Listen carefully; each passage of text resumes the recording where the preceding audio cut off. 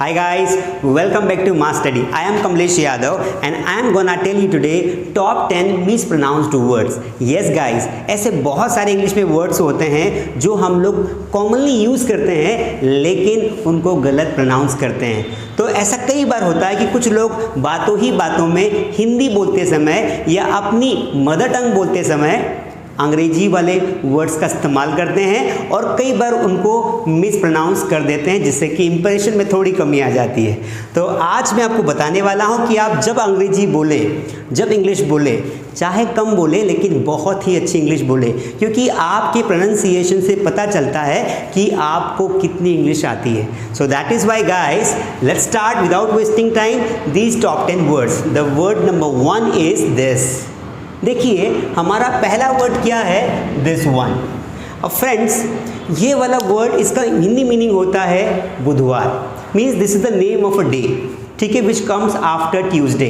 अब इसको कई लोग जब इसको पढ़ते हैं तो बहुत सारे लोग तो पढ़ नहीं पाते और कुछ लोग जब पढ़ते हैं तो इसको वेडनेसडे पढ़ लेते हैं। लेकिन डू यू नो कि यहाँ पर जो डी है ये साइलेंट है।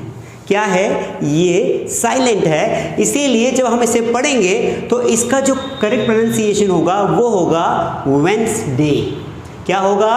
वेंसडे। रिपीट आफ्टर मी।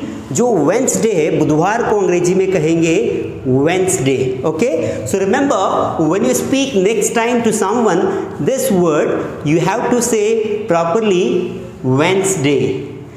वह बुधवार को स्कूल नहीं आएगा। He will not come to school on Wednesday. Okay, now let's talk about the next word, that is says.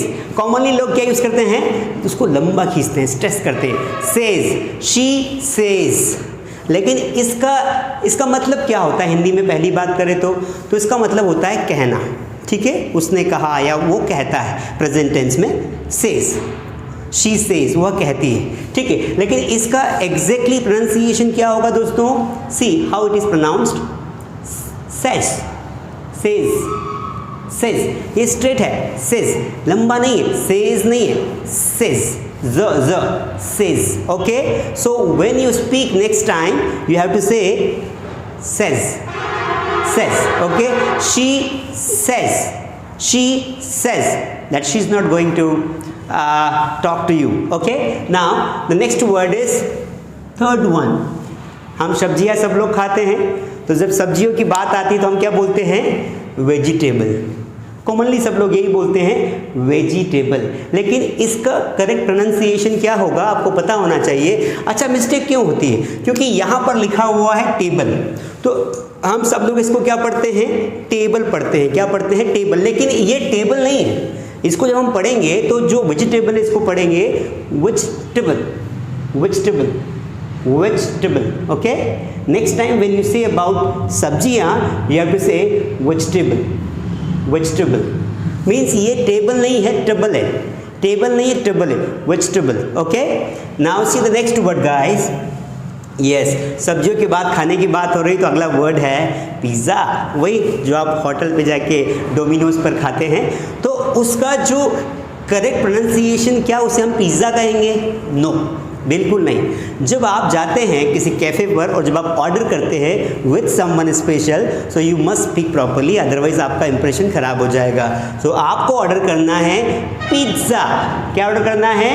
Pizza, pizza, pizza नहीं, ये डबल ज नहीं है, पिज़्ज़ा। तो आपको यहाँ पर इस टी को हल्का सा बोलना है, पिज़्ज़ा। तो जब भी आप नेक्स्ट टाइम होटल जाएंगे, I hope you will speak the correct English, that is pizza. Please take my order, I need a pizza. Okay, that's good. Now next word is because. Next word, what is the next word? Because.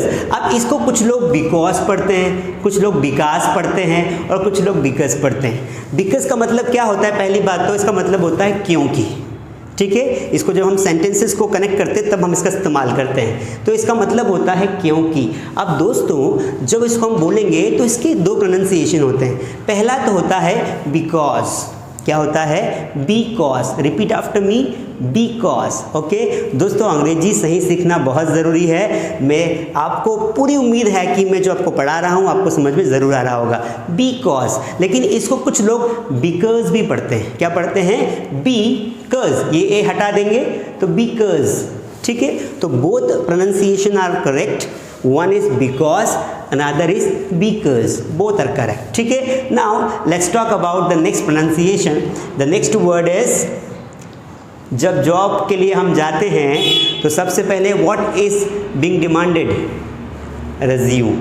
हम सब लोग इसे resume पढ़ते हैं, maximum लोग resume पढ़ते हैं, लेकिन प्रोफेशनल लैंग्वेज में इसे रिज्यूम नहीं पढ़ा जाता है।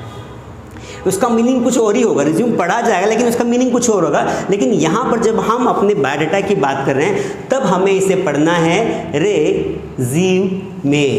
Resume, resume. क्या पढ़ोगे आप? Resume, resume. ओके, ध्यान रखना है, रिज्यूम नहीं पढ़ना है ना। जब आप इंटरव्यू के लिए जा रहे हो, so you prepare your resume, resume. Okay, now let's talk about the next word which is most important word. The word is teacher. अब जब भी हम बात करते हैं पेरेंट्स और मदर जब अपने बच्चों को ले जाती है तो किसके पास ले जाती है? टीचर के पास ले जाती है। Teacher is the most beautiful word of the world. Why do I से दिस? बिकॉज टीचर्स नहीं होते तो शायद हम सीख नहीं पाते। कोई ना कोई हमें कुछ ना कुछ सिखाता है। हर एक व्यक्ति जो कुछ ना कुछ हमें सिखाता है वो हमारा टीचर होता है। ठीक है दोस्तों, तो नाउ ये जो वर्ड है इसका जो करेक्ट प्रोनाउंसिएशन है वो है टीचर। यहाँ पर ध्यान रखना है, आर को हमें प्रोनाउंस नहीं करना है, आर को बोलना ही नहीं है। ठीक है, आर ऑटोमेटिकली जब आप इस लास्ट वाले लेटर पर आप प्रेशर करेंगे तो आर ऑटोमेटिकली प्रोनाउंस होगा। So while speaking teacher you have to say teacher, teacher, teacher. आपको टीचर नहीं बोलना है। जैसे आप बोलते हैं डॉक्टर, तो you have to say doctor. क्या बोलोगे? डॉक्टर, इस तरीके से। So the correct pronunciation of this word is teacher. Teacher means ये च पर एंड हो जाएगा, आर आपको नहीं प्रोनाउंस करना है। Now the next word is very, बहुत ही शानदार वर्ड है दोस्तों। और ये वर्ड क्या है? ये बहुत इजी है, कई लोगों को आता है वैसे तो बोलते हैं, लेकिन शायद आपको नहीं आता हो।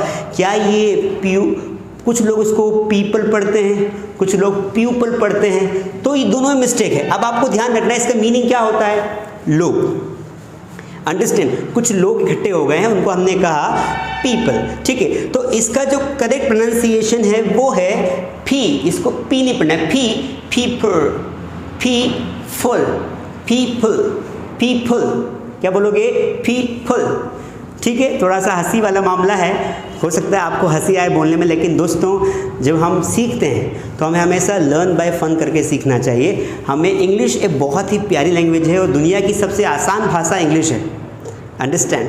क्योंकि इंग्लिश का प्रॉपर एक सिस्टम है, सिंटेक्स है, ये एक साइंटिफिक भाषा है।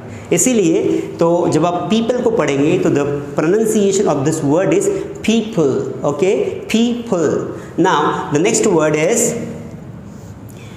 आप देखिए इसका मतलब क्या होता है?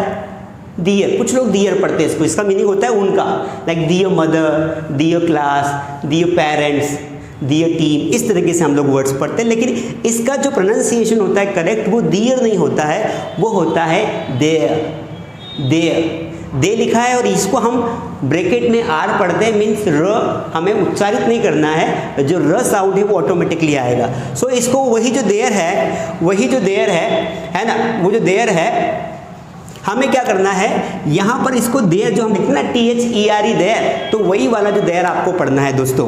तो दोस्तों ये जो है इसका मीनिंग होता है there, there mother, there father. ठीक है, उनकी माता, उनके पिता, देयर मोबाइल। तो इसको दियर नहीं पढ़ना है, दी नहीं करना है, देयर ही है। Now the next word and the last word is vehicle. Vehicle. Okay, तो व्हीकल मतलब वाहन होता है, जो भी हमारे पास टू व्हीलर है, फोर व्हीलर है, उसको हम व्हीकल बोलते हैं। लेकिन इसका what is the correct pronunciation? तो इसको हम बोलेंगे व्हीकल। आपको एच को नहीं प्रोनाउंस करना है, व्हीकल।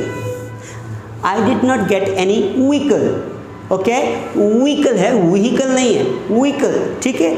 दोस्तों ये थे टॉप 10 वर्ड्स। आई होप कि आपको ज़रूर समझ में आए होंगे। दोस्तों हम लोग आपके लिए ऐसे ही शानदार वीडियोस बनाते हैं और आपको हमारी क्लासेस में सिखाते हैं। Hope you must have enjoyed.